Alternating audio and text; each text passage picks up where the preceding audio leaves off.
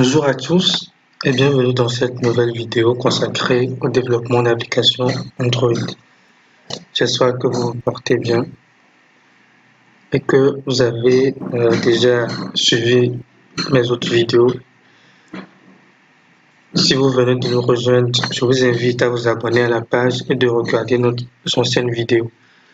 Donc, dans notre vidéo précédente, nous avons parlé de certaines fonctionnalités, notamment les widgets qui sont les vues. Dans ce nouveau tutoriel, nous allons continuer avec quelques widgets et parler des activités. Donc, l'autre fois, nous avons eu à créer un bouton que nous avons testé. Dans ce nouveau tutoriel, nous allons parler des champs de saisie et des images. Donc, sans plus tarder, je vais enlever mon bouton.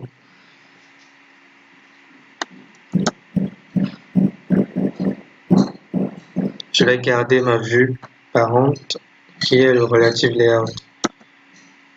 Donc, j'aimerais avoir un champ de saisie.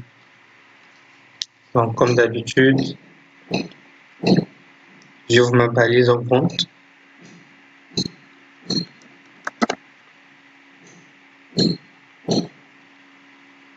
Et je tape Edit.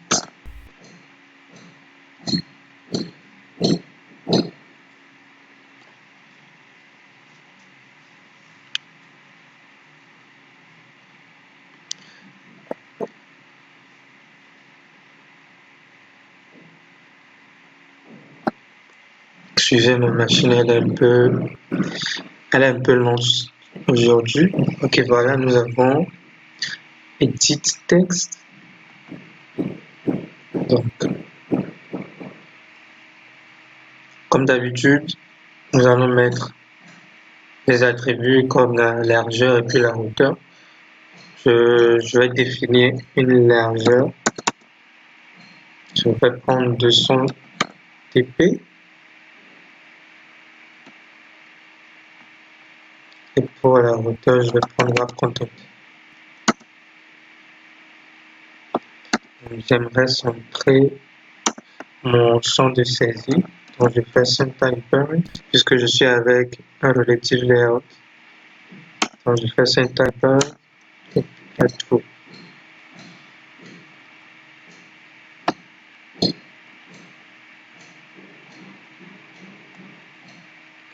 Vous ne voyez quasiment rien parce que bon, le champ de saisie, c'est juste une ligne qui va s'afficher où vous pouvez voir. Comme nous allons tester, vous allez voir.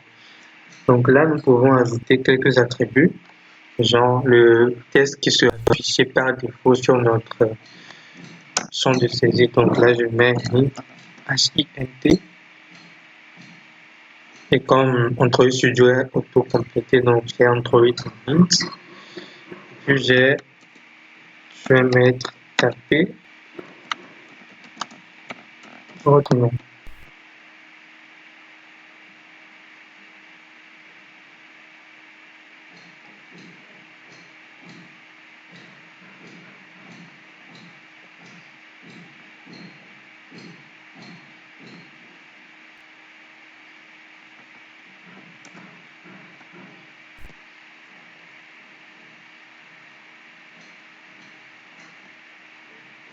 Là, je vais changer la couleur du texte qui s'affiche par défaut. Je mets le hint. Là, j'ai texte color hint. Donc là, j'ai mon champ de saisie qui est juste. Là, je vais élargir un peu. Je vais mettre 300 dp.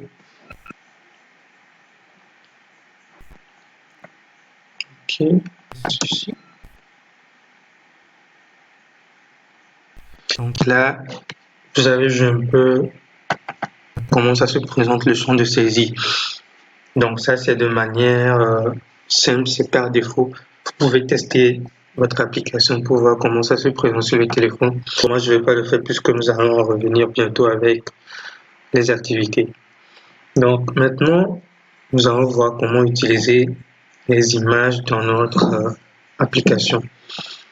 Donc, supposons que soit afficher une image sur la page ou bien afficher une image sur une partie ou sur toute la page. Donc, c'est ce que nous avons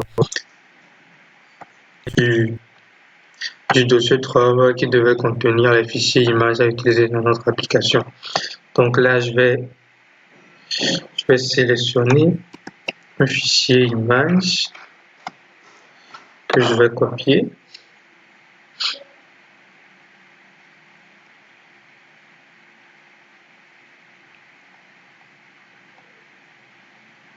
Donc, je vais copier sur le dossier Trove, je fais un clic droit.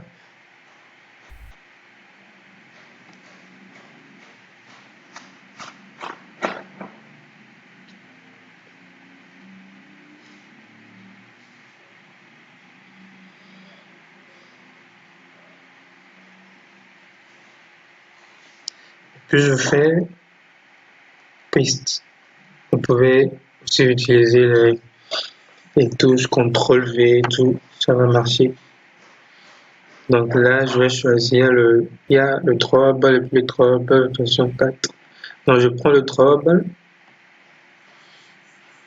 Donc là, je peux changer le nom de mon fichier. Là, je mets ma photo.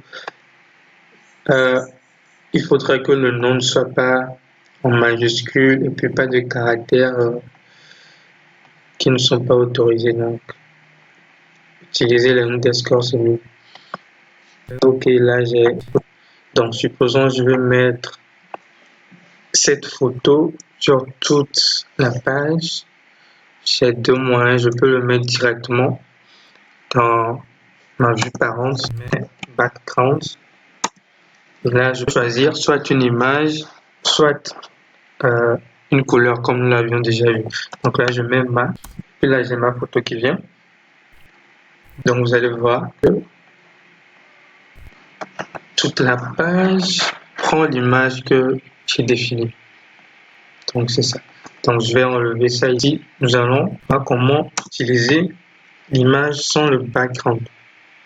Donc sur ma balise, je mets image.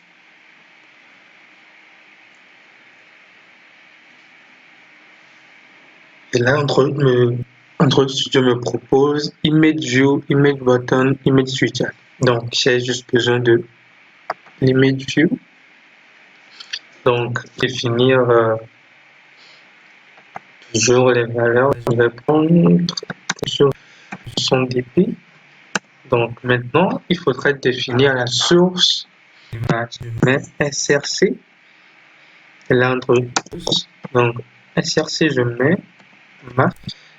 Donc, vous allez voir que j'ai ma photo. Mais j'ai mis la largeur sur Match Parent, alors que la photo n'est pas sur toute la largeur. Donc, c'est pas un problème. Il y a un attribut qui nous permet de repositionner notre photo. Donc, SC, donc j'ai Style Type. Donc, le Style Type a plusieurs valeurs. Si je mets par exemple Center Crop, vous voyez que l'image se positionne maintenant correctement. Là, je croppe un peu les côtés de l'image pour que ça soit complètement sur la forme. Valeur, si je mets Center, ce sera zoomé de façon centrée. Vous allez voir que c'est le centre de la photo qui est plus visible. Donc, il y a d'autres attributs. Je mets Fit X, Y. Là, ça va être la longueur et la largeur. Le X et le Y représentent la longueur et puis la largeur. Il y a Fit Center and Matrice et tout. Mais moi, ce que je vous conseillerais pour ces genres d'images qui ne prennent pas toute la surface, vous utilisez Center Crop. Comme ça, vous aurez une belle vue. C'est ça, je vais fermer. Donc là, j'ai défini une image. Je vais copier je vais le mettre 2 fois. Donc là, vous allez voir que même avec un relative layout. Donc, changeons notre vue parente en linéaire layout pour voir ce qui va se passer. Donc, j'ai linéaire layout. Il faudrait mettre l'orientation. Donc, je mets l'orientation, je veux que ça soit vertical. Donc, vous allez voir maintenant que moi, je répète 3 fois. C'est ça. Vous pouvez placer d'autres images, aligner comme ça, comme vous le voulez. Maintenant, je vais supprimer les deux. J'aimerais que mon image prenne toute la page, mais pas en utilisant le background de ma vue parente. Donc ici, je mets Margins. Et là, vous allez voir que maintenant, ça a pris toute la surface. Donc, si j'enlève le scale type, vous allez toujours voir que l'image ne prend pas toute la surface. Donc ici, si je mets par exemple fit x, y,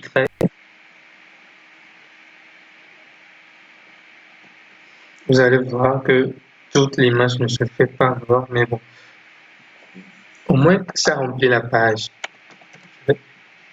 Je vais remettre le 5, c'est la même chose. Mais vous allez voir si j'utilisais le background, et puis je mets ma peau, je vais mettre ça en commentaire.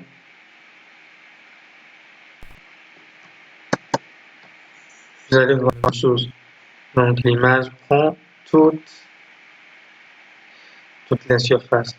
Donc pour mettre un texte ou bien une attribut en commentaire, il suffit de sélectionner.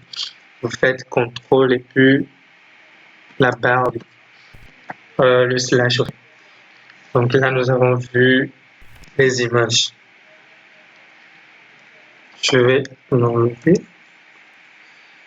Je vais mettre mon 200. C'est bon. Maintenant, nous allons revoir notre champ de saisie. Notre champ de saisie, donc je vais faire edit texte. Je vais prendre le trace maintenant que je vais donc d'habitude, je vais mettre le hint. Puis je mets taper. Non. Je vais changer le texte. Donc, je vais profiter en même temps pour quelques couleurs. Donc, je viens et j'ai color. Donc, par défaut, vous avez ceci. Donc, comment ajouter une nouvelle couleur? J'ouvre ma balise. Automatiquement, j'ai color. Donc, je donne le nom. Supposons que c'est le blanc. Là, je ferme. Maintenant, je vais mettre le code hexadécimal du blanc. Donc, je mets FF. F. Je mets F 3 fois ou bien F. C'est la même chose. Donc, j'ai la couleur blanche. Donc, vous n'êtes pas obligé de maîtriser la couleur par cœur, puisqu'il y a des outils qui vous permettent de trouver le code hexadécimal des couleurs. Par exemple, il y a le logiciel Just Color Picker. Je vais mettre le lien dans la description. C'est un logiciel qui vous permet de sélectionner une couleur n'importe où sur votre ordinateur et d'avoir le code hexadécimal. Donc là, je vais mettre une couleur noire. Je mets couleur. Donc je mets black. J'ai les attributs en anglais. Donc la couleur du noir, c'est 0000. Donc j'ai le noir. Donc je veux utiliser la couleur noire pour la couleur de mon texte qui s'affiche dans mon champ de saisie. Donc le text coloring, je mets black. Vous allez voir que ça, je veux déplacer un peu ma vue par rapport à margin. Donc, puis je mets 50 dp par exemple. Voilà. Donc je ferme ma balise. N'oubliez pas, nous allons ce champ de saisie dans le code Java. Donc je dois lui mettre un identifiant. Les identifiants vont nous permettre de référencer nos différentes vues dans notre code Java. Donc là, je vais mettre ETT. Non, bon, soyons dans la définition des identifiants. ETT, c'est pour dire edit. Non, c'est pour dire que c'est pour le nom. Donc maintenant, je vais ajouter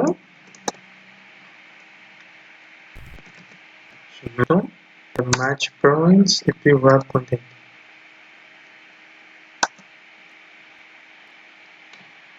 Je vais lui ajouter une marge globale. Donc je mets margin. Je mets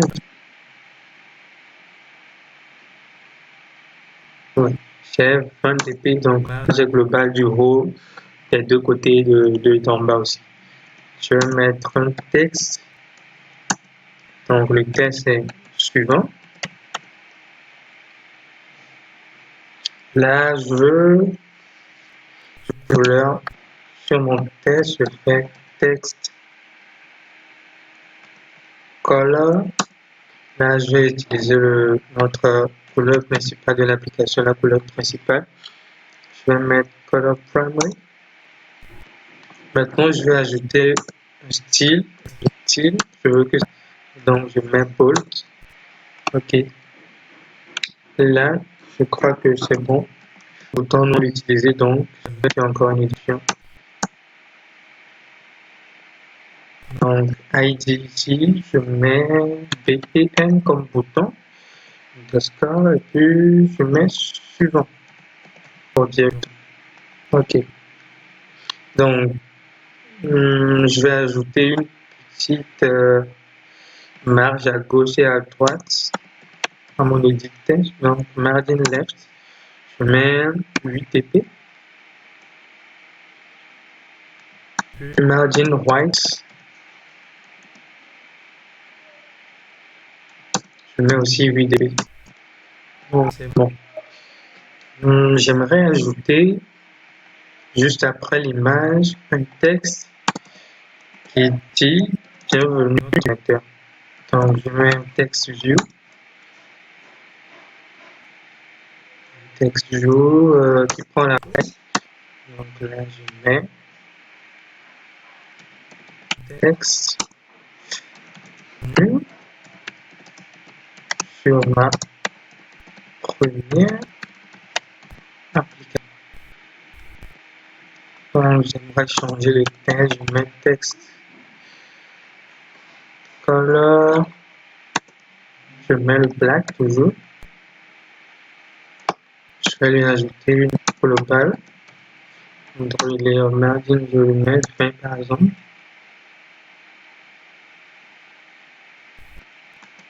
Que j'aimerais centrer mon texte. Je mets gravity. Je mets ça. Je vais ajouter une taille pour le texte. Je mets text size. Nous avons. Je vais le mettre 22.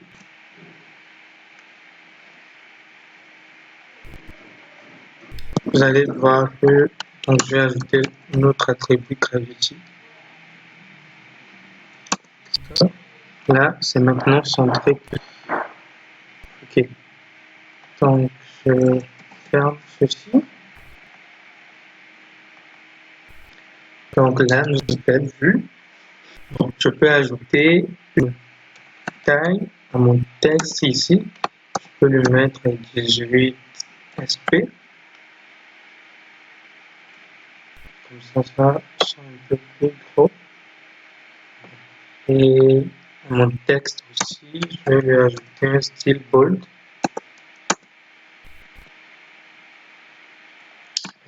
Je veux que tout mon texte soit en majuscule malgré que je l'ai écrit en minuscule. Donc, cet attribut, c'est je mets A2L. Donc j'ai Android Text All Caps. All Caps, je mets l'attribut à tout. Donc vous allez voir, c'est mon texte qui est en majuscule. Donc j'avoue que notre interface est sublime. Notre interface est sublime, je peux le dire. Ce n'est rien, mais je crois que nous avons déjà fait beaucoup d'efforts. Bon, je crois que je vais arrêter la vidéo ici pour vous permettre de mieux assimiler ce tutoriel. Et dans la vidéo prochaine, nous allons voir comment interagir avec nos éléments. Nous allons voir comment passer d'une page à une autre activité. D'ici là, portez-vous bien et à la prochaine.